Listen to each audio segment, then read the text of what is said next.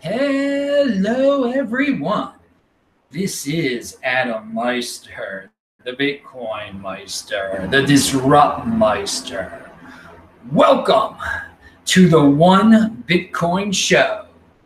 Today is February the 23rd, 2018. Strong hand. Dr. Hold. Conviction. The few, the proud, the 20%.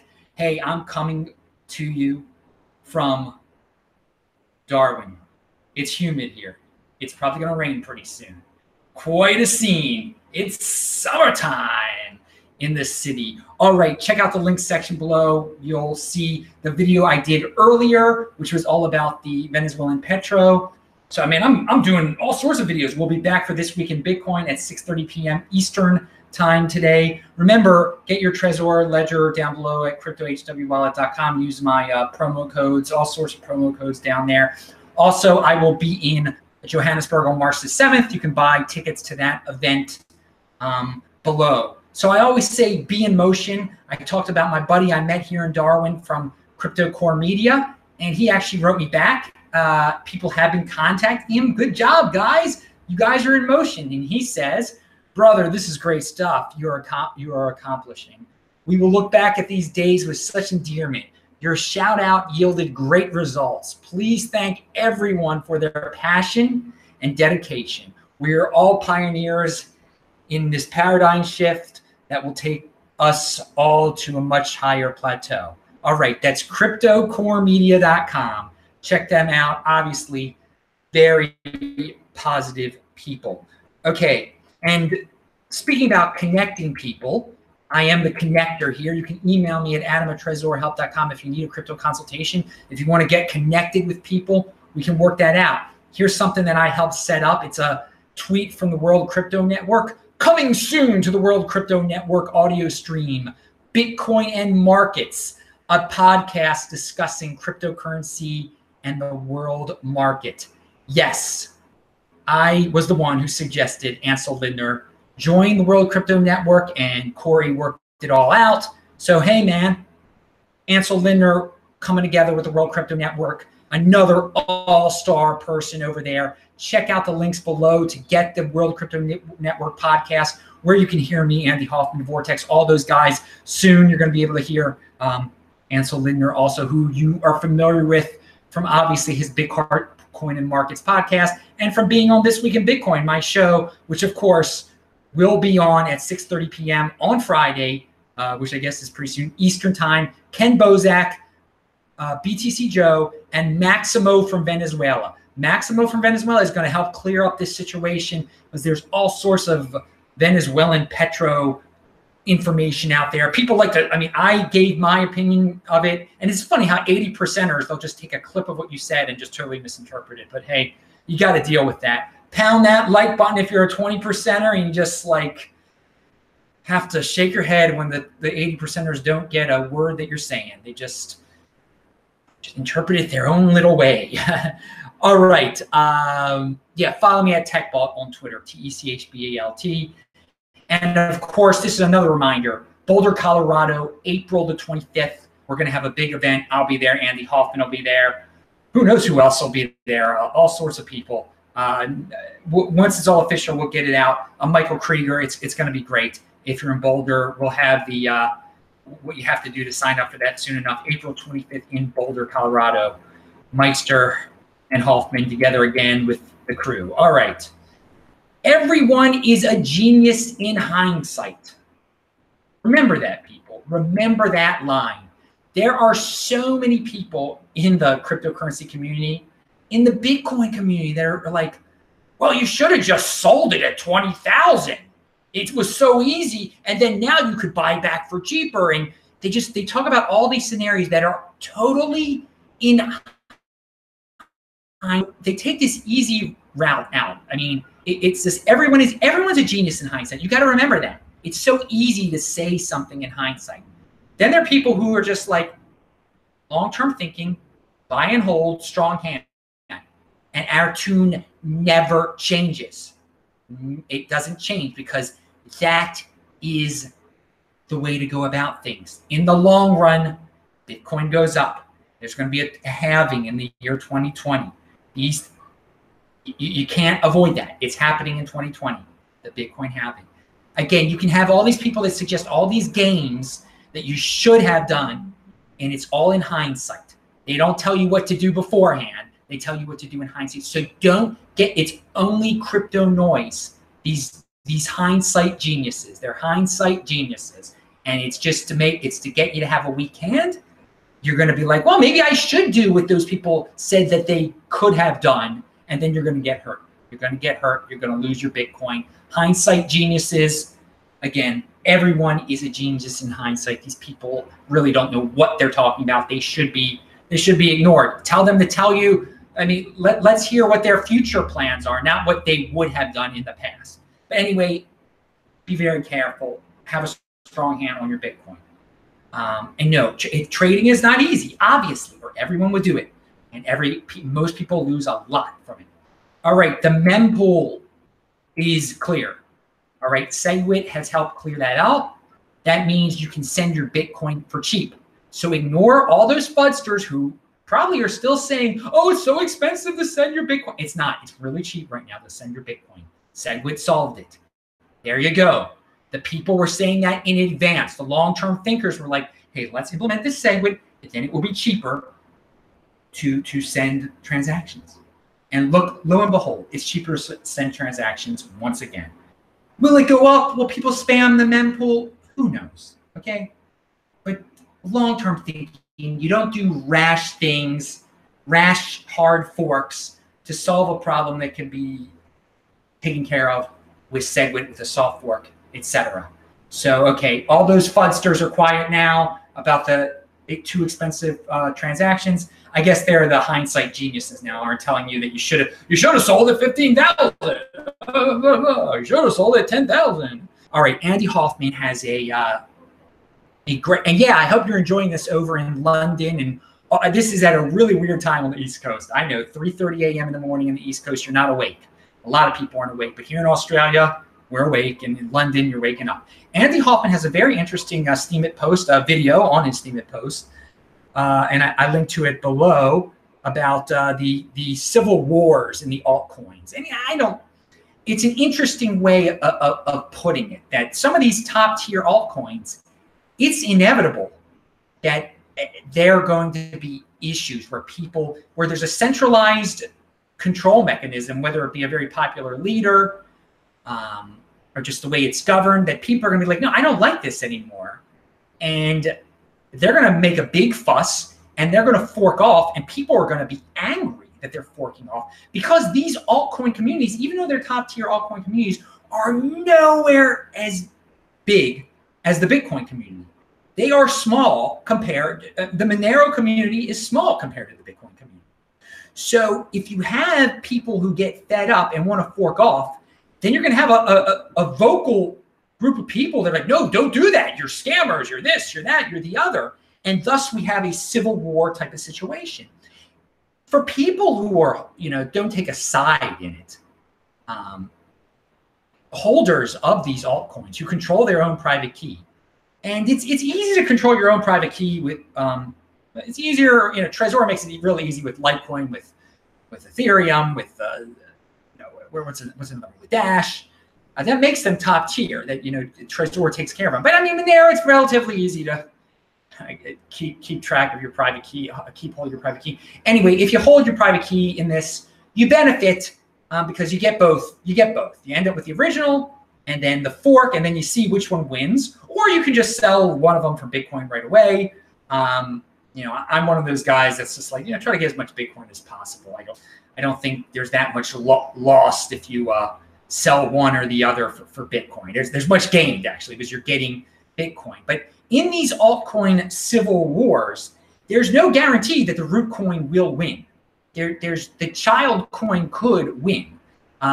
This is not the situation in Bitcoin, where it's everyone is behind Bitcoin in the Bitcoin. I mean, the strong majority of people have such a confidence in Bitcoin that it's not going anywhere. I mean, the general public at large associates Bitcoin with cryptocurrency. We're not going to get into all that stuff.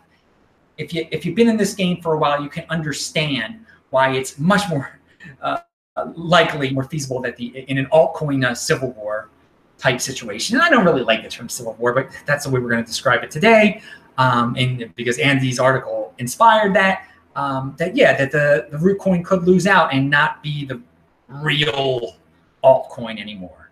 So Bittrex, speaking of altcoins, they're a huge altcoin exchange.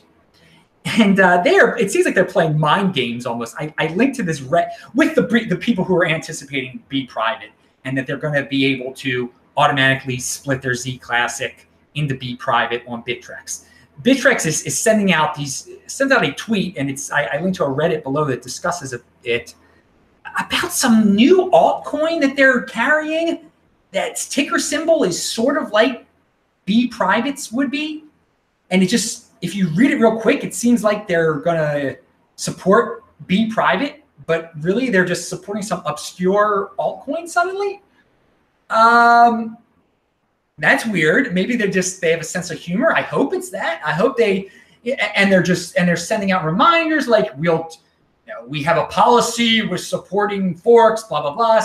Not naming any forks names or anything.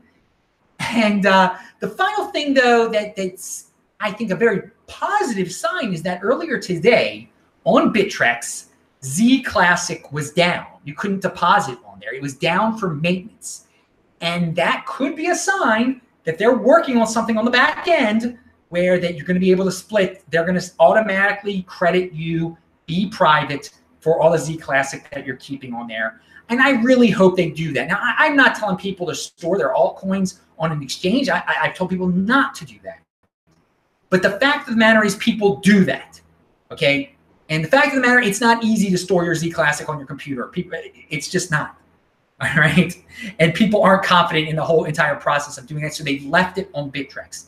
If Bittrex makes this easy, and if they make if they make the announcement that they are supporting the fork on the Zclassic side, and if they announce that they're supporting the fork on the Zclassic and the Bitcoin side, the price of Zclassic will surge. I mean, there's no doubt about it, and you're going to get a good idea of what the Bprivate price is going to end up.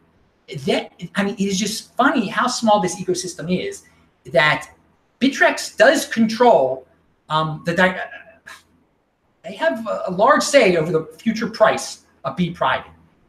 And that is as a holder of Bitcoin, I want Bprivate to do as well as possible, as I'm getting Bprivate for free. We're all getting Bprivate for free. So we want Bittrex to do this, to automatically split the Zclassic into Bprivate, and hopefully automatically split the Bitcoin into Bprivate. This is the biggest fork since BGold. All right, pound that like button, people. So we will have to see. We only have, 5 days until the snap. They should be making an announcement pretty soon. I'm going to have to, I keep saying I'm going to have to make a pressure video. And again, if everyone gets word of this Bprivate being the biggest crypto dividend of Bitcoin since BGold, it is going to boost the price of Bitcoin too. And I know a lot of you are panickers and are like, oh, it's under $10,000, woe is me. If people start buying Bitcoin because they want this free Bprivate, it'll be back over 10,000 again. But hey, not enough people know about Bprivate yet. We got 5 days. Bprivate is pretty centralized. They got to get their marketing team out there, spreading the word. More and more Bitcoin holders have to know about this Bprivate. All right, let's go talk about the Venezuelan Petro again. Check out that link below of the video I did earlier that I referenced earlier also. I forgot to mention that the Venezuelan Petro concept, clearly, I understand, it's all about the short-term greed of a country to bail itself out. All right, they're trying to bail themselves out. Yeah, we get it. But they don't see the long term. Long term, they're giving their people financial freedom to overpower the government financially and leave the country.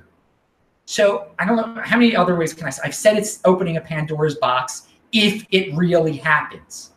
And we don't have proof that they actually really created this thing yet. That's why I'm talking about. We'll hear from Maximo what his opinion is. Maybe there is proof out there. I'm going to talk about that in a second. I also wanted to say that the 80%ers are so silly out there. Here's a tweet from Dan Darkpill. And this just proves my entire theory that 80%ers will buy anything. They will buy, and I'm not telling anyone to buy this Petro. Don't buy this Petro. If you get this Petro, turn it into Bitcoin as fast as you can. But the 80%ers are going to buy anything. Look at this. Unbelievable. Website expired. No commits for 4 years. Dev was Bryce Weiner.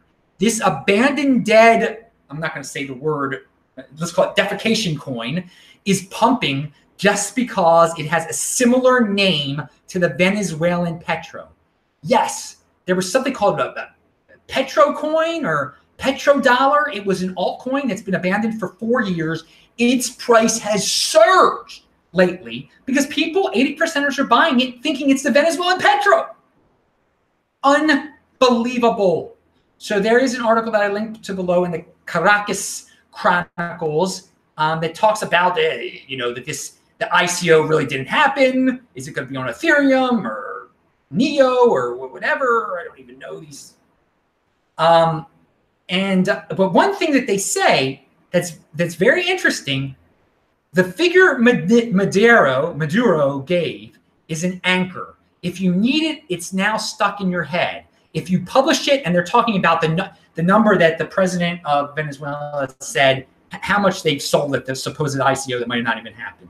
If you publish it, it will be stuck in your readers' heads.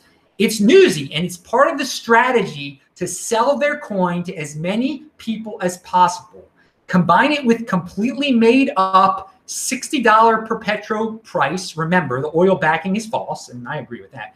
And an attractive 60% discount, a mind trick, 60% off an arbitrary price, and you've got yourself a good strategy to exploit human irrationality and scam fools. So again, this guy is calling out Venezuela for what I'm saying the 80% is just going to fall for. You've got yourself a good strategy to exploit human irrationality and scam fools. So I'm telling you guys, don't be a fool. Don't be irrational. Don't believe it's going to be worth $60 and then find some Asian exchange where you can buy it for $60 one day. No, don't do that. But people are going to do that. And again, I don't give the people aren't smart in the Venezuelan government. I see there's someone out there that has a strategy, and it's going to attract these 80%ers. Don't be an 80%er, but let's see how the experiment turns out. And if this Venezuelan Petro actually exists and the people actually get their hands on it, then trust me, the 80%ers all over the world are going to buy it. We just gave a reason why. It's going to help the people of Venezuela. Because if the people of Venezuela turn it into Bitcoin, that is the key to all this. Get this free made up, infinitely produced Ripple-like coin, whatever it is, and turn it into Bitcoin, people of Venezuela. So that, again, I am not, and as I said, other governments are going to try to copy this. Rumor is that Turkey also wants to do something like this now. So again, I don't want the Turkish government to get stronger. I don't want the Venezuelan government to get stronger. But if there are people that are suffering in these countries, I want them, and they're given some free coin that people are buying all over the world, they should turn that free coin into Bitcoin. And then in the long term, because the governments don't think long term, it's going to bring down those governments. Okay, all the coins, all cryptocurrency was down again today. There are days like this. People have a strong pan, think long term. Something I forgot to mention about Monero again. How many Monero developers are there anyway now? I mean, it took them a really long time to do that wallet thing a while ago, and so Monero V is not going to have that many. Who's going to have more developers? Who's going to have more people work on the project? I don't know the numbers. We don't know the numbers. Let Monero V have their shot, I guess. They probably will have less developers. Will that hurt them? Who knows? Let's see how it plays out. That's what I'm saying. If you're getting it for free, whatever. Turn it into Bitcoin if you want to. That's it. I'm not saying to buy Monero V. Never said that. Never said I've never said to buy Monero either. But hey, if you buy it now, you're going to get some free Monero V too. So you make your own decision. What else did I leave out? Yeah, Bitcoin developers are confident enough in Bitcoin to know that no fork is a threat to Bitcoin. That is what I meant to say earlier. Okay. Can the same be said about Monero developers? That are they confident enough in their coin to think that no fork is a threat to it, no crypto dividend is a threat to it? I don't know. You know, all the stuff that I'm hearing out there, all the negativity coming from Monero, all the screaming, you know, talking about it. You know, if you've got a crypto dividend coming from your coin, you're most likely a top tier altcoin. You should be happy. Competition is good. Someone out there said, improve Monero. Don't spread rumors about Monero V. Yeah, that's what they should try to better themselves instead of, you know, ripping on some fork. Just ignore the fork. Better yourself. Better yourself. And yet people are screaming out. Remember, everyone's saying it's a pre-mined scam coin. It's a scam. It's a scam because they're paying their developers with some pre-mine. It's still around, people. It's been worth a lot to people. They're doing a lot of things over at BGold. It wasn't a scam. So, you know, you hear people saying these same things about Monero V. Let it play out. Let it play out. The word scam is just, again, BGold is an example of people overusing the word scam and just taking complete meaning away from it, which is unfortunate because when people call BitConnect a scam, not everyone took them seriously, and oh well for the BitConnect people. All right, so that's the end of the total cryptocurrency part of this show. I'm not gonna be able to talk about the exact things that I eat. Someone wanted me to talk about that. I don't have time. I gotta take care of something real quick here. Decentralized lifestyle, though, promotes discipline, people, and it's good for you. We'll talk about it at another date. Being frugal promotes discipline. Not caring about what others think about you online. You know, if they dislike you online, losing your so-called internet friends. That's discipline there. This is becoming a more independent person is all about discipline. Becoming a better Bitcoin holder is all about discipline. So you always want to be strengthening the discipline side of you, that you're able to have discipline. So fasting is good practice, and we'll get into that in our day. It gets you into the, you know, we're in a world where people want you to obey. Society puts pressure on you. You know, they don't want you to have freedom. They want you to have obey. Freedom is the anti-obey. They want you to obey the rules, say certain things, or you're going to be ostracized. Okay, but again, if you're disciplined, if you don't care what the world thinks about you, you're not going to be able to be pressured. You're not going to fall into that obey paradigm. You're not going to want to obey. You're going to enjoy not being a slave. So there's a lot of people, you know, giving those cryptocurrency examples of these altcoins. No, you can't leave the parent altcoin. You must obey. You can't explore this this fork, this crypto dividend. You must obey. Something I've learned, by the way. Oh yeah, they're going to try to beat you down into submission with intimidation. That's what that is. That's intimidation. So you submit to them. So you feel bad. Don't feel bad. Do not obey. Do not submit. Do not care about intimidation. And just, you got to be a more disciplined person if you fall into those traps. Something that I learned for freedom and success. Here's a tip for you. Don't have a pet. If you have a pet, you're tied down to one area. You can't leave your home. You can't move suddenly. So that cuts down on your freedom. That cuts down on your success. One final note, and this is just something that kind of sums up everything that I should have said at the beginning. Personal responsibility is the new counterculture.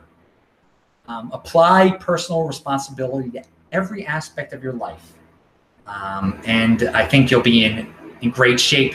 You know, you take that when you're thinking about Bitcoin.